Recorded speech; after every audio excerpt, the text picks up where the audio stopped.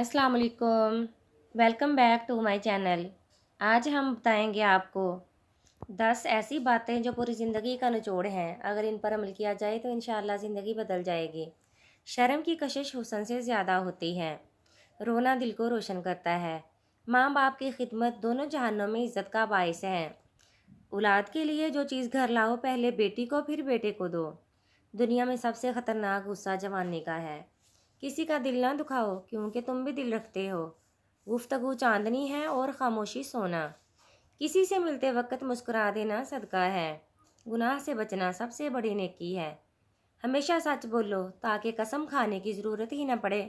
इंसान की कल्बी और जहनी पाकीज़गी के ज़रिए ही इंसान के अंदर मुस्बत तब्दीली मुमकिन है, लेकिन आम तौर पर ज़ाहरी शख्सियत को बेहतर बनाने पर तवज्जो मबज़ूल की जाने लगी है, जो कि इंसान के मुनफिर जहानात और इसके अंदर तेज़ी से बढ़ती जा रही गैरवाज़ या सोच उसे नाकाम बना रही है। मुस्बत फ़िक्र के हामिल नौजवान ही माशरती तब्दीली के नकीब साबित हो सकते हैं और मुस्बत फ़िक्र की तालीम मज़हब इस्लाम ने दी है। नौजवानों में फ़िक्र का टकराव इनकी जहनी नशोनुमा में रुकावट बनने लगा है। इंसानी जिस्म कल्ब और दिमाग से मुकम्मल होता है, और जब तक पाकीज़ा कल्ब दिमाग पर कंट्रोल का मुतहम्मिल नहीं होता, इंसान की जिस्मानी शख्सियत और अखलाकियात में निखार पैदा होना मुमकिन नहीं है। शख्सियत साजी दरअसल इंसान के कल्ब को पाकीज़ा बनाने और उसे रुजू इल्लाह करने का नाम है, क्योंकि अल्लाह रब्बुल इज़्ज़त ने इंसान को ज़मीन पर अपना खलीफा बनाया है।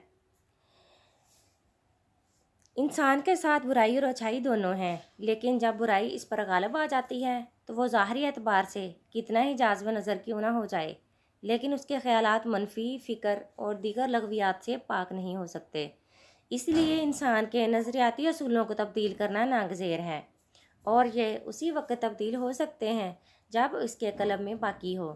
इंसान को मनफी फ़िक्र से ना सिर्फ निकाला जाए, बल्कि इसमें मुस्बत फ़िक्र पैदा करने के साथ साथ कामयाब ज़िंदगी गुजारने के काबिल बनाया जा सके।